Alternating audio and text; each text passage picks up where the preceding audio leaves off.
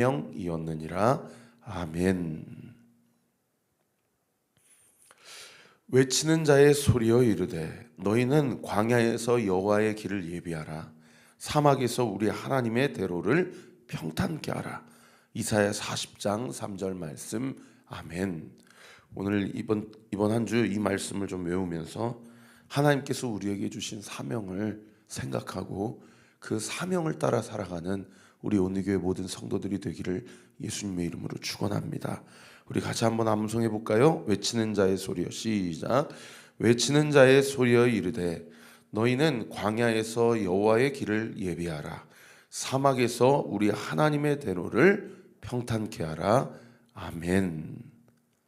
우리의 인생이 광야 같고 사막 같다고 하더라도 주께서 우리를 통해 그 사막에 그 강을 내시고 그 광야의 길을 내시는 그 하나님의 놀라우신 은혜와 사랑이 우리 사랑하는 모든 성도들의 삶 가운데 구체적으로 이루어지기를 우리 구주 예수 그리스도 이름으로 축원합니다. 우리가 지난주 금요일까지 5장 살펴보았고 토요일하고 어제는 따로 제가 설교를 하지 못했는데요.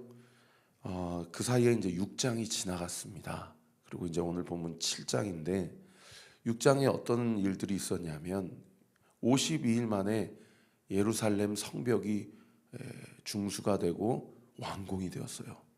물론 그 사이에 많은 이 산발락과 도비아와 대적들이 이 느헤미야를 살해하려고 4번이나 청해서 어디로 좀 나와라, 들판에서 좀 보자 라고 그렇게 꾀었지만은 이 느헤미야가 영적 분별력을 가지고 그 꾀임을 다 물리치고 또 그 사이에 여러 유언 비어 또는 율법을 어기게 하려고 하는 시도라든지 음해와 협박들이 있었지만 그 모든 대적의 공격을 다 물리치고 예루살렘 성벽이 세상에 52일 만에 이렇게 완공이 되었다라는 것이죠.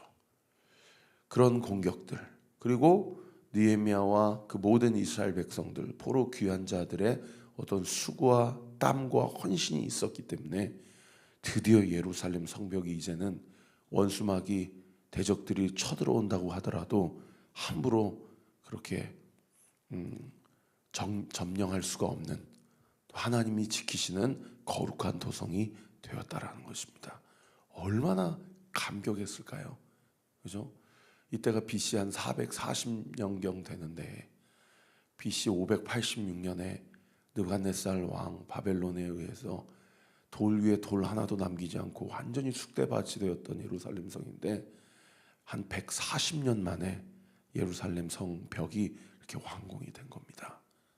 좀 기쁨과 감격으로 하나님 앞에 찬양하며 예배를 드렸을 거예요. 어제도 그제도 정말 많은 성도님들의 눈물과 기도와 헌신과 그런 섬김이 있었기 때문에 우리 아이들이 이렇게 예수님의 복음을 듣고 앞에서 원래 우리는 이제 통성으로 기도하고 예배를 마치잖아요. 근데 우리 유치원 아이들, 미취학부 아이들은 사실은 통성으로 기도하라고 그러면 무엇을 기도할까? 제가 좀 걱정이 돼서 오히려 목사님 따라하고 한번 기도해라 라고 했더니 세상에 이렇게 고사리 같은 손으로 이렇게 두 손을 포개고 이렇게 기도를 하는데요. 막 앞에서 이게 너무 감동이 돼서 눈물이 나려고 하더라고요. 그러면서 예수님이 내 인생의 주인이십니다. 예수님의 십자가의 보혈로 나는 의롭게 되었고 거룩하게 되었음을 믿습니다. 예수님을 믿는 믿음을 허락하여 주세요 라고 하면서 그렇게 기도하는데 우리 아이들이 따라하면서 기도하는데 너무 목회자로서 감격이 되고 정말 의미 있는 이틀의 시간을 보냈다. 하나님께서 우리에게 보내주신 이 아이들, 우리 자녀들, 우리 교회에서 정말 믿음 생활, 신앙 생활하면서 함께 주님의 은혜와 사랑을 알아가게 될 때에 우리 각 가정에 우리 자녀들 또 각 가정에 있는 우리 부모들 주님께서 하나님의 방법대로 하나님의 시간표대로 우리의 믿음과 신앙을 자라게 하시는 줄 믿으시기를 우리 구주 예수 그리스도 이름으로 축원합니다. 그래서 우리 교회 등록하신 성도님들이 아닌데 몇몇 가정이 이틀 동안 함께 했거든요. 근데도 목사님한테 목사님 사실은 제가 이래 해서 온리교회 등록 못하는데 사실은 오고 싶네요. 알고 보니까 그분도 개척교회 섬기는 분이에요. 그러니까 저도 오라고 말을 못하죠. 어디 막 큰 교회 있으면은 아이고 사람 많은 데에서 그 뭐 잘 누가 누군지도 잘 모르는데 우리 교회 와서 좀 같이 하자 그러면 제가 자신 있게 오라고 그러는데 세상에 개척교회 오나니까 말을 못 하겠더라고요. 그런데도 감사하고 또 어느 한 가정은 제가 오륜교에서 청년 섬길 때 청년이었는데 세상에 목사님하고 결혼해가지고 여기 태계원에 한번 제가 얘기한 적이 있습니다. 교회 이름이 국가대표 교회예요. 교회 이름이 하나님 나라의 국가대표가 되겠다 그래가지고 근데 애 낳고 이렇게 와가지고 은혜 받고 저한테 장문의 문자를 보내서 목사님 너무 은혜 받고 갑니다. 제가 이렇게 섬김을 받았던 것처럼 저희 교회도 개척교회고 몇 명 안 되지만 그래도 여기서 받은 은혜로 우리 성도님들 제가 콩나물국을 내일 끓이려고 합니다. 목사님 기도해 주세요. 이렇게 또 장문의 문자를 보내주고 참 마음이 보람되더라고요. 감사하고 이렇게 섬김을 받고 또 기도로 또 힘을 받으니까 자기에게 우리 교회 성도는 아니지만 하나님이 나에게 주신 그 교회 가서 또 섬기고 봉사하고 그런 간증들을 이야기를 해주는데 너무 마음이 감동이 되더라고요. 여러분 누군가 섬기니까 누군가가 감동을 받고 누군가의 섬김을 받으니까 나도 섬겨야 되겠다 이런 마음에 감동이 있잖아요. 우리 온리교회가 그런 일련의 과정을 거쳐가면서 무엇보다 누구보다 주님을 더 깊이 체험하고 할렐루야 더 주님의 사랑을 알아가고 누군가의 섬김을 받으면서 이분의 어떤 수고와 헌신이구나 라고 느끼기도 하지만 뭐라고 느낍니까? 예수님이 나를 위해 이렇게 섬겨주셨구나 이렇게 느끼는 거예요.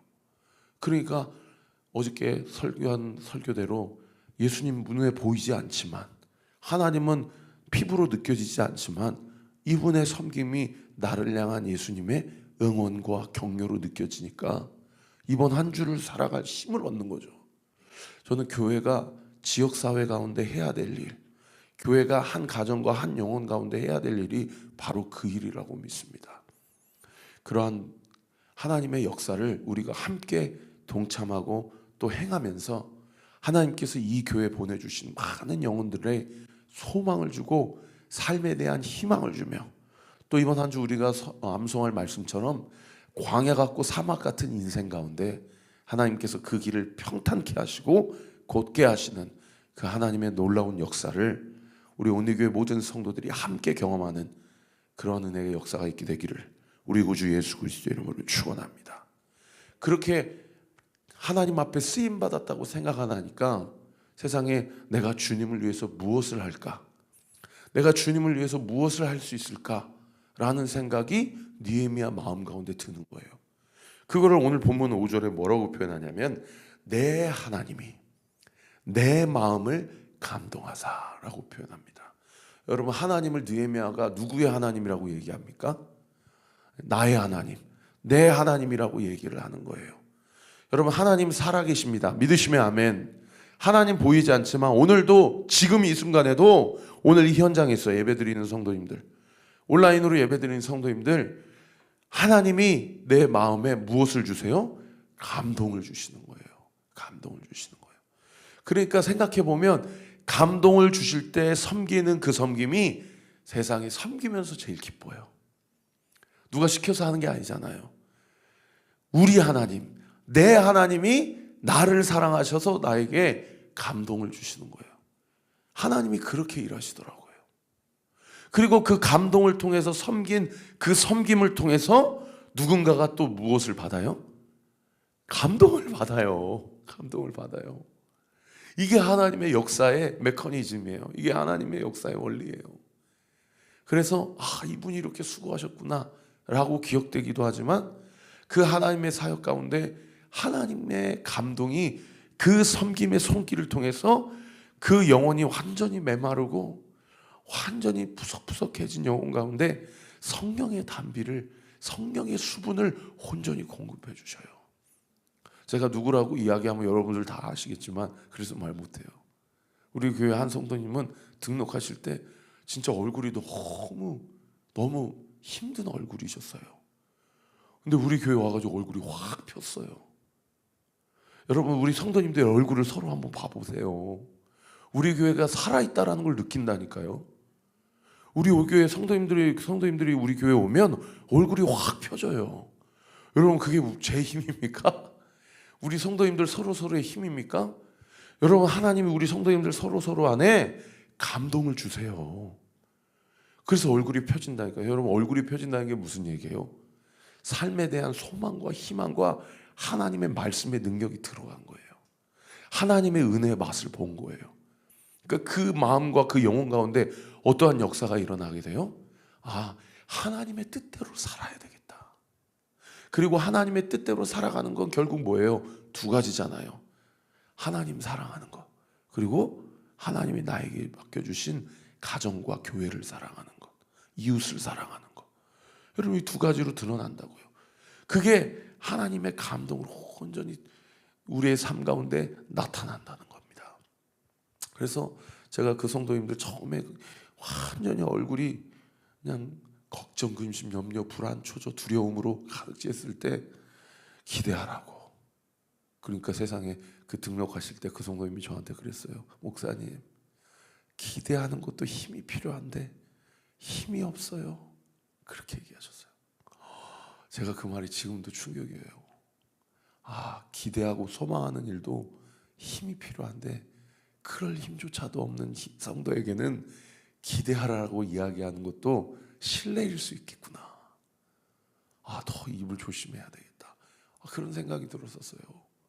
그런데요, 우리 교회 등록하시고요, 그 자녀들이 우리 교회 나오고 그 교회, 그 가정을 위해 기도하고 그 성도를 위해 기도하고 서로 기도하게 될 때요, 세상에 그 성도님의 얼굴이 펴질 뿐만 아니라 그 성도님이 보이지 않는 곳에 섬기고, 그리고 하나님의 은혜와 사랑 가운데서 그 영적인 그 근육이 완전히 붙게 되고 하나님의 영광을 보게 되고 세상에 얼굴이 펴지게 되는데요, 웃음꽃이 펴지더라고요. 웃음꽃이 펴지고요, 감사하고 기뻐하는 그런 은혜의 역사가 일어나게 된다는 거죠. 여러분, 느헤미야에게 하나님께서 마음에 감동을 주셨는데 어떤 일을 했다라고 5절 말씀에 기록하고 있습니까? 귀족들과 민장들과 백성들을 모아서 그 계획대로 등록하게 하셨다. 무슨 얘기예요? 지금 3차 포로 귀환 자들이잖아요. 1차 포로 귀환 자들의 리더는 누구라고 그랬어요? 수룹바벨. 2차 포로 귀환 자들의 리더는 에스라. 3차 포로 귀환 자들의 리더는 느헤미야인데, 이 3차 포로 귀환 자들의 리더인 느헤미야가 자기와 함께 포로 귀환했던 모든 백성들과 민장들과 리더십들의 이름을 적게 했다라는 거예요. 그 3차 포로 귀환자들의 이름이 4만여 명이 넘거든요. 여러분, 왜 적게 했을까요? 여러분, 페르시아라는 이 거대 제국은 각 민족들의 삶과 종교를 다 인정해주고 자신의 삶대로 살아가게 해주고, 심지어 자기 고향으로 돌아가겠다고 한다면 돌아가기까지 허락해 준 나라거든요. 그러니까 사람은 정착하면, 여러분, 떠나고 싶습니까? 아니면 그냥 그대로 있고 싶습니까? 그냥 그대로 있고 싶잖아요. 그런데 수많은 사람들이 그대로 있고 싶은데 예루살렘으로 돌아갈 수 있게 해주니까 다 돌아온 거예요. 여러분, 엄청난 헌신과 자기 부인이 없다면, 세상에 느헤미야 같은 사람은 이 관료요 고위 공직자인데 이걸 포기하고 자기 고향으로 돌아와서 12년 동안이나 사례도 받지도 않고 오히려 인마이 자기 호주머니를 열어가지고 오히려 헌신하고 오히려 백성들을 도와주고 자기 민족들을 세워주고 이런 일들을 하는 거, 여러분, 이거 사명 없으면 이거 할 수 없는 거예요. 이 느헤미야가 자기뿐만 아니라 자기와 함께 돌아왔던 자들의 이름을 다 기록하게 했다라는 겁니다. 그런가 하면 두 번째로 또 한 일이 뭡니까? 그 다음 구절에 보시면 내가 처음으로 돌아온 자의 계보를 얻었는데 거기에 기록된 것을 보면 여기 처음으로 돌아온 자의 계보는 누구를 얘기합니까? 처음이니까 1차를 얘기해요, 2차를 얘기해요, 3차를 얘기해요. 1차를 얘기하잖아요.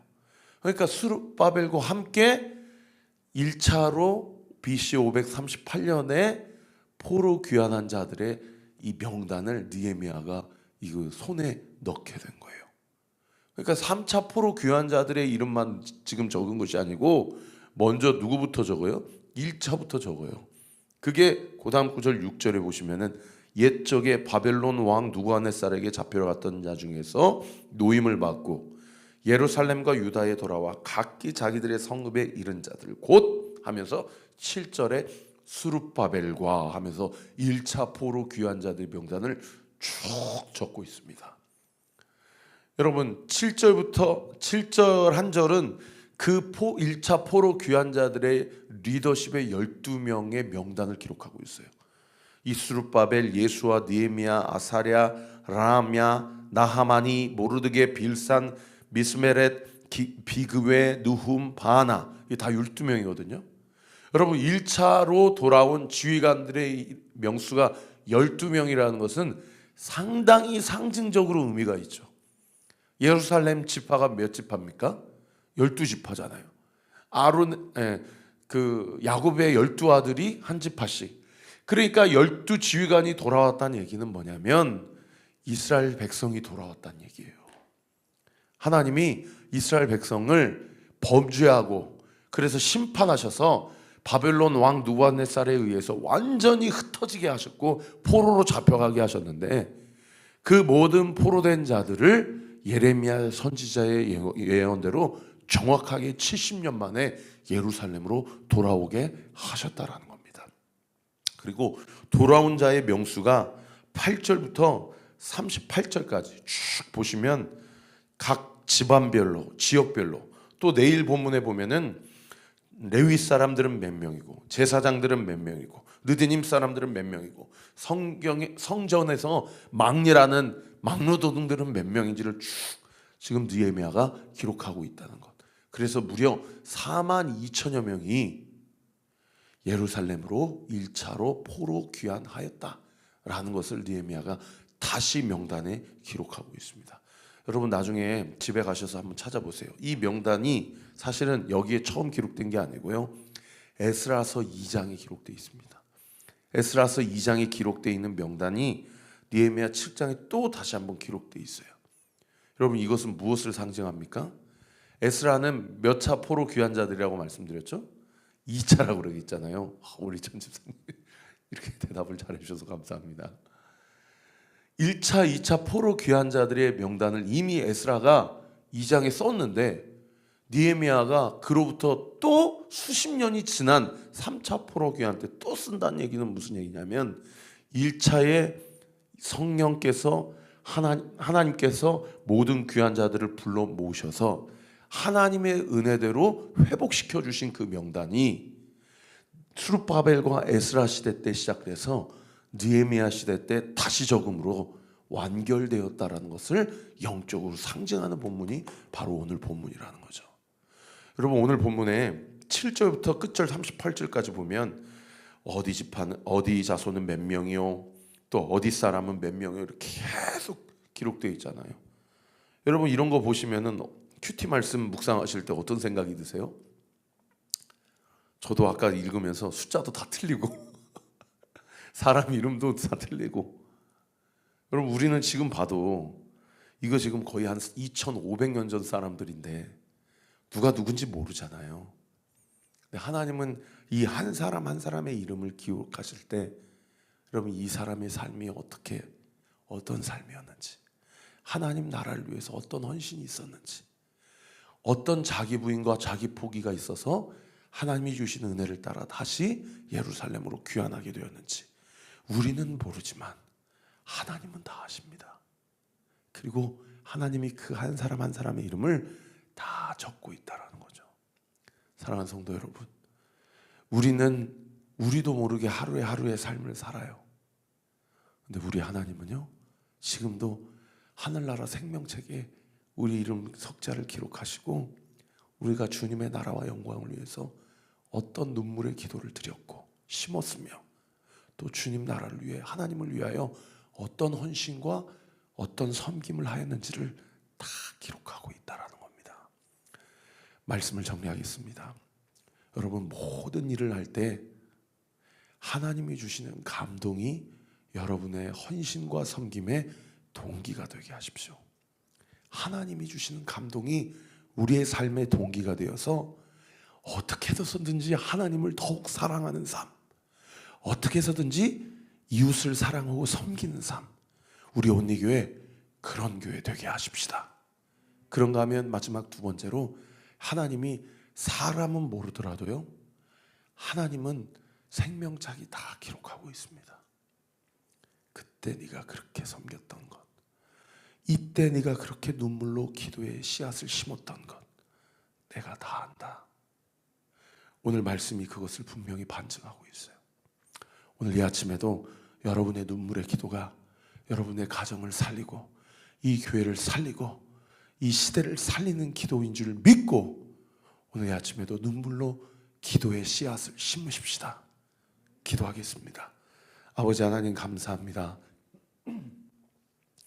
오늘 이 아침에도 느헤미야가 내 마음의 감동이 되어서 3차 포로 귀한 자들, 자기가 데려온 자들의 이름만 적은 것이 아니라 70년 전에, 90년 전에 1차 포로로 귀환한 자들의 그 기도도, 그 포로 귀한 자들의 이름도 적어가면서 우리 선조들과 조상들, 우리 선배들의 이름이 이래했고 이들이 이렇게 헌신하고 자기를 부인하고 포기하였기에 수룹바벨 성전이 완공될 수 있었고, 나와 지금 현 시대 사람들이 이렇게 헌신했기에